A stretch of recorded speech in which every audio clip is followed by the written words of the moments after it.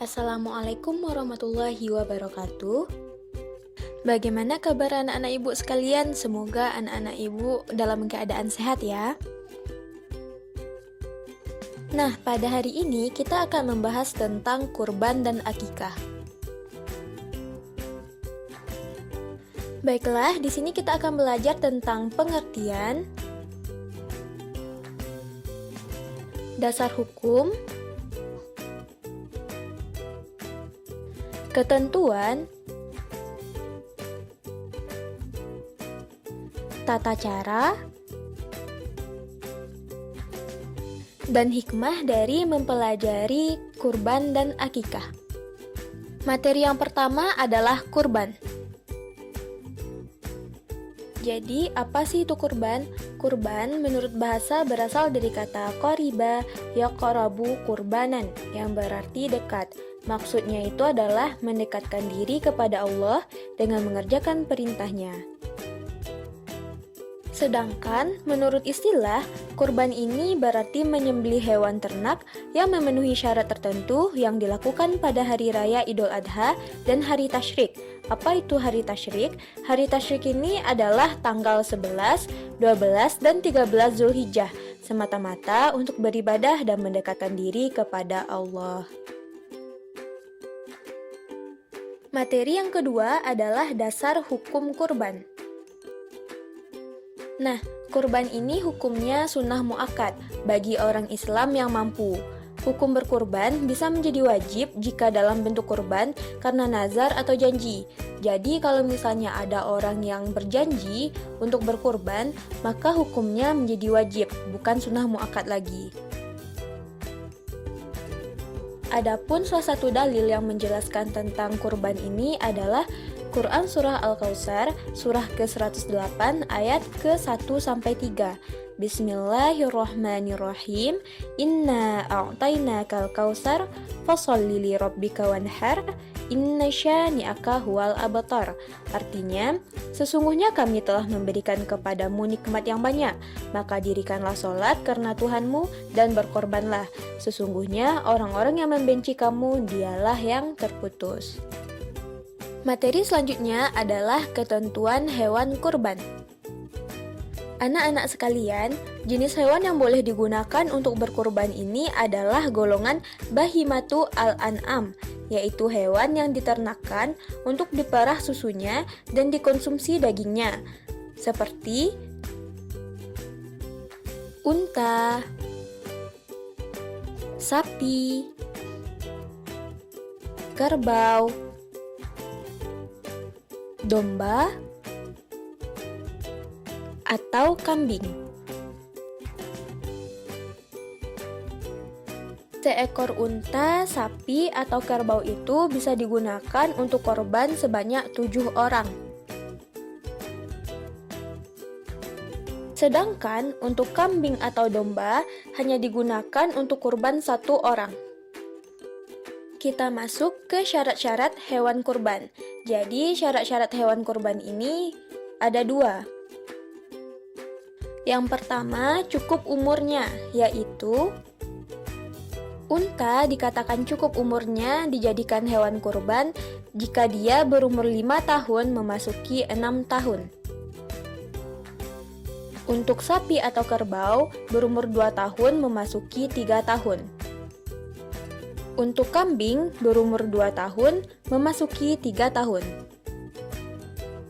Dan untuk domba itu berumur 1 tahun dan memasuki 2 tahun. Syarat yang kedua adalah tidak dalam kondisi cacat. Di antaranya, matanya tidak buta, sehat badannya, kakinya tidak pincang, dan badannya itu tidak kurus kering. Materi selanjutnya adalah tata cara penyembelihan hewan kurban. Yang pertama, hewan kurban hendaknya disembelih sendiri jika orang yang berkurban itu laki-laki dan mampu menyembelih. Yang kedua, hewan yang akan dikurbankan dibaringkan ke sebelah kiri rusuknya dengan posisi mukanya menghadap ke arah kiblat, diiringi dengan membaca doa, Rabbana taqabbal minna innaka antas sami'ul alim. Artinya, ya Tuhan kami, terimalah kiranya korban kami ini. Sesungguhnya Engkau Maha Mendengar lagi Maha Mengetahui. Penyembelih meletakkan kakinya yang sebelah di atas leher hewan, agar hewan ini tidak menggerak-gerakkan kepalanya atau meronta-ronta. Selanjutnya, penyembelih melakukan penyembelihan sambil membaca Bismillahi Allahu Akbar. Dapat pula ditambah bacaan salawat atas Nabi Muhammad SAW. Para saksi pemotongan hewan kurban juga bisa turut membaca takbir Allahu Akbar. Selanjutnya juga diiringi dengan membaca doa kabul, doa supaya kurban ini diterima oleh Allah, yaitu Allahumma minka wa ilaika, Allahumma taqabbal min, lalu sebut nama orang yang berkurban. Artinya, ya Allah, ini adalah darimu dan akan kembali kepadamu. Ya Allah, terimalah dari siapa yang berkurban, sebut namanya. Selanjutnya adalah hikmah ibadah kurban. Jadi berkurban ini juga ada hikmahnya. Coba kita lihat.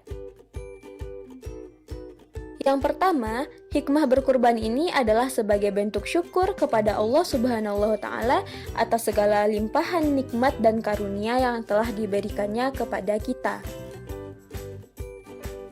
Yang kedua, berkurban bisa mengikis sifat tamak dan mewujudkan sifat murah hati, mau membelanjakan hartanya di jalan Allah Subhanahu wa Ta'ala. Selanjutnya, berkurban ini bisa menjalin hubungan kasih sayang antara sesama manusia, terutama antara yang kaya dan yang miskin. Berkurban merupakan bentuk untuk menghidupkan syariat Nabi Ibrahim alaihissalam yang patuh dan tegar terhadap perintah Allah. Dan berkurban ini juga merupakan bentuk ikut serta dalam meningkatkan gizi masyarakat. Oke, masih semangat ya? Kita masuk ke materi selanjutnya, yaitu akikah. Menurut para ulama, pengertian akikah ini secara bahasa adalah rambut kepala bayi yang tumbuh sejak lahirnya. Sedangkan menurut istilah, akikah ini berarti menyembelih hewan ternak berkenaan dengan kelahiran anak sesuai dengan ketentuan syara sebagai bukti rasa syukur kita kepada Allah Subhanahu wa Ta'ala.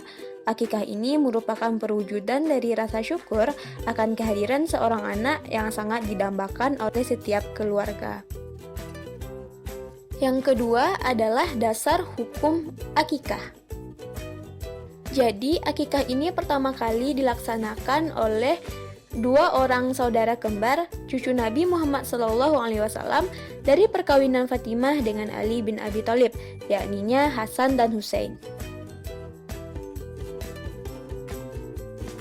Adapun dalil yang menjelaskan tentang akikah ini salah satunya adalah hadis Nabi Muhammad SAW yang mana diriwayatkan oleh Imam At-Tirmizi yang bunyinya An Samurah bin Jundab anna Rasulullah SAW qala kullu gulamin rahinatun fi aqiqatihi tuzbahu anhu yawma sabi'ihi wa yuhlaku wa yusamma. Artinya, dari Samurah bin Jundab, dia berkata bahwa Rasulullah SAW bersabda, semua anak bayi tergadaikan dengan akikahnya yang pada hari ketujuhnya disembelih hewan, diberi nama, dan dicukur rambutnya. Nah, anak-anak sekalian, apa sih yang dimaksud dengan tergadai ini? Tergadai ini maksudnya adalah sebagaimana jaminan yang harus ditebus dengan membayar. Maka seakan-akan hukumnya ini menjadi wajib bagi yang mampu. Namun, menurut mazhab Syafi'i, hukum akikah ini adalah sunnah muakkad, dan jika dinazarkan baru hukumnya menjadi wajib. Materi yang ketiga yaitu tentang ketentuan akikah. Yang pertama, umur binatang akikah ini sama dengan binatang kurban. Contohnya, kambing minimal berusia 2 tahun dan sudah tanggal giginya. Jadi hewan akikah ini sama dengan hewan kurban. Yang kedua, pemanfaatan daging akikah sama dengan daging kurban, yaitu disedekahkan kepada fakir miskin. Daging akikah ini tidak boleh dijual walaupun kulitnya. Selanjutnya, disunahkan daging akikah ini dimasak terlebih dahulu sebelum dibagikan, atau mengundang saudara dan tetangga untuk datang menyantap daging yang sudah dimasak. Orang yang melaksanakan akikah boleh memakan dan menyimpan sedikit dari daging tersebut, kecuali akikah karena nazar. Waktu penyembelihan disunahkan dilangsungkan pada hari ke-7. Jika tidak, maka pada hari ke-14 atau hari ke-21 dari hari kelahirannya. Untuk anak perempuan, itu disunahkan 1 ekor kambing. Dan untuk anak laki-laki disunahkan 2 ekor kambing untuk akikah. Nah, adapun hal-hal yang disyariatkan terkait dengan akikah ini adalah: yang pertama, disyariatkan untuk memberi nama anak yang lahir dengan nama yang baik pada hari ke-7. Yang kedua, mencukur seluruh rambutnya tanpa tersisa dan bersedekah dengan perak seberat rambut yang dipotong. Selanjutnya adalah mentahniknya. Apa sih itu mentahnik? Mentahnik ini artinya mengunyah kurma sampai lembut lalu meletakkannya dan dioleskan pada rongga mulut bagian atas bayi, dan sebaliknya yang melakukan adalah orang yang soleh. Oke anak-anak, kita masuk ke materi yang terakhir ya, yaitu tentang hikmah akikah. Yang pertama, akikah ini merupakan bentuk takarub dan syukur kepada Allah Subhanahu wa Ta'ala atas kelahiran sang anak. Dengan akikah bisa menambah kecintaan anak kepada orang tua. Dengan akikah ini bisa mewujudkan hubungan yang baik sesama tetangga maupun saudara dengan ikut merasakan kegembiraan atas kelahiran seorang anak. Akikah merupakan suatu bentuk tebusan hutang anak untuk memberikan syafaat bagi kedua orang tuanya kelak pada hari perhitungan. Akikah ini merupakan bentuk perlindungan dari setan yang dapat mengganggu anak yang baru lahir. Jadi anak-anak ibu sekalian, bisa kita lihat bahwasanya akikah dan kurban ini merupakan bentuk syukur kita kepada Allah Subhanahu wa Ta'ala dan merupakan bentuk untuk menjalin ukhuwah Islamiyah antara sesama.